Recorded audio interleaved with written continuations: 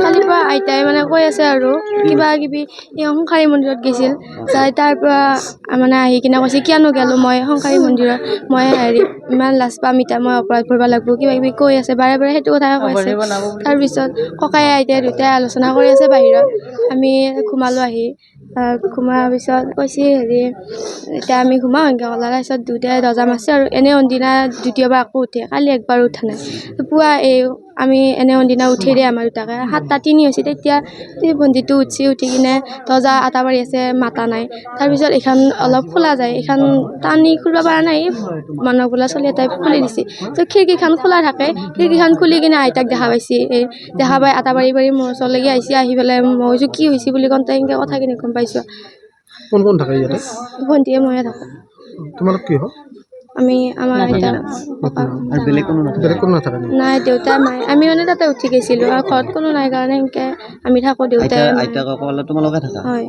খোৱা লোৱাৰ ক্ষেত্ৰত কি কৰে তেওঁলোকৰ? খোৱা লোৱাবিলাক আমি বনাওঁ, খাই আইতাই ককাই।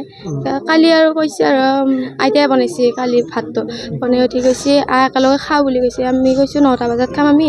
তাৰপিছত আইতাই কৈছে কথা আছেতো সোনকালতে ভাতকেইটা খাবা এনেকৈ কৈছে। তাৰপিছত অলপ পিছত খাম দে বুলি কওঁতে তাৰপিছত খালা আইতাই ককাই। খাই উঠি খাই বুলি মাতি আমি খালোঁ। খাই উঠাৰ পিছত আমাৰ ওচৰত গাই পেলাই আকৌ সেইটো কথা কৈছে, মন্দিৰৰ কথাটোকে। কিহৰ কাৰণে এনে হোৱা বুলি ভাবা? কিহৰ কাৰণে কৰিলে? এনেই সেয়াৰে ভাবি চিন্তি মানে আগৰ পৰা মানুহকেইটা দুটাই অৱস্থা নোহোৱা গৈছে, এইবিলাক কথা ভাবিয়ে মানে পৰিয়াল আছিল খুৰা খুৰী দুযোৰা আৰু চলি আছে। খুৰাটো মংগলদৈত থাকে, চাকৰি কৰে। তিনিটা পুত্ৰ আছিল? হয়। তিনিজনে বাহিৰত থাকে? হয়, দেউতা থাকে এইফালে, ভণ্টিয়ে ময়ে থাকোঁ। মানে এতিয়া ককা আইতা ইয়াত থাকে? হয়। মন্দিৰৰ কিবা হেৰিৰ কাৰণে সেনেকুৱা নেকি? মন্দিৰৰ মানে কি বুলি ক'লে ৰাতিপুৱা মান বজাত মই গম পালোঁ।